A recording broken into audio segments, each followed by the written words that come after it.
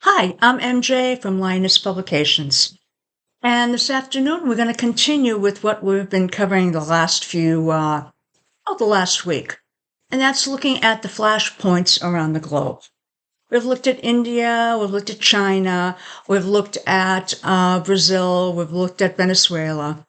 And now we're going to look at Taiwan. Taiwan was originally part of China, and China feels that they are still part of China. So this is something that may be a flashpoint coming up, especially as China and its leaders start to feel more comfortable in their power role in global affairs.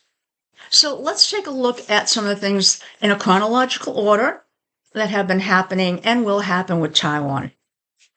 So on 7:30 of July 30th of this year, what happened is that we had Neptune squaring the sun. Neptune is a fuzziness, it's a fog. And when it's squaring the sun, that's a national identity.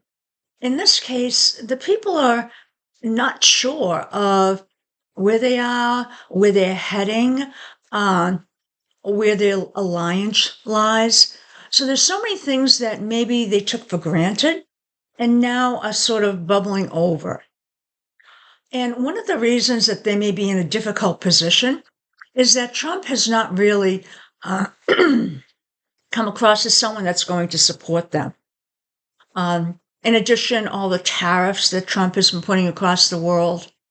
So Trump has actually been pulling the United States back from any engagement, but then yet again, he's engaging in wars somewhat. So it's a very strange type of set of actions that Taiwan is, and most countries are very confused. Now, with the Neptune square sun, they feel like they might be they're blurring out at the edges, they're sort of vanishing.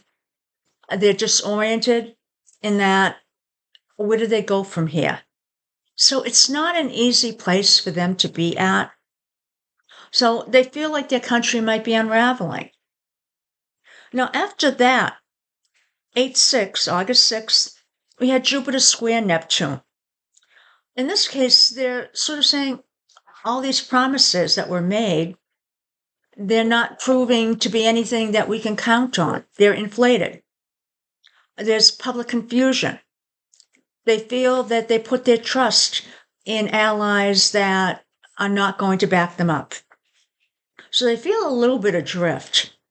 And this is difficult for the country because they are very close to China, location-wise. So they're going to feel that they have to ramp up their security and their military. But they also feel quite right that they would never be able to take on China unless they did it through, technology. Now, coming up on August 9th, we had Jupiter in conjunct Jupiter. Jupiter's opportunities, and it's hitting opportunities in their chart, but it's an in conjunct. They're opportunities they can't use. So in effect, the opportunities that are being presented are not aligned with what they can do. Or the opportunities that are there already that they would be able to enlarge on, they can't get to that. So it's almost like it's just not the right time, not the right place.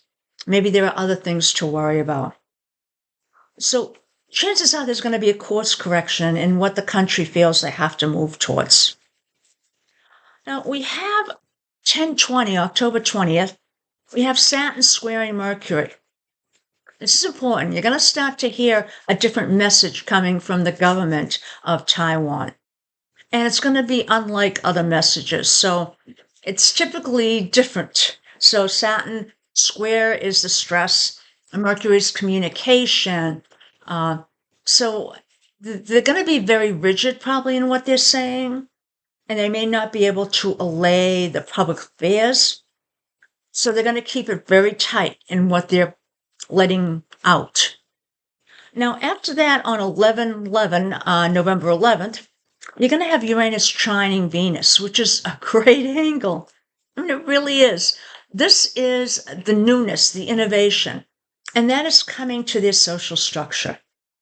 So In the midst of all this, it could be that the youth culture or technology just ramps it right up and, in effect, affects their culture.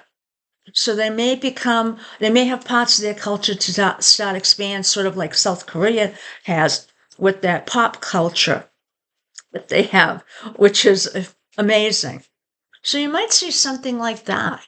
I mean, South Korea did that under the, shadow of North Korea. So maybe Taiwan can do the same thing under the shadow of China. Now, coming up on January 4th of next year, we have Saturn coming back again to square Mercury. So this indicates again that the structure of the country, the government, the authorities, the institutions start to focus in on what they're saying. So they're tightening it in. They're making it very rigid, make it very focused, but not focused in a good way. And so it could be that maybe that they start tapping down. I don't want to say on free speech, but maybe trying to just keep discussions to certain areas. Now, when we come up to 216, this is when we have Neptune conjuncting the sun. This is when Neptune conjuncts the sun, and this is in the solar arc. Neptune is the fog and it's hitting the identity. This could be a place where they start to think that everything's sort of okay, but then everything starts to unravel. So they're coming into this saying, okay, maybe things are going to be fine, but they're not. Because things are probably going to start happening that show that, okay, maybe it's China, maybe it's someone else, but that this confusion and that what they thought, and this probably has to do with safety, is not true.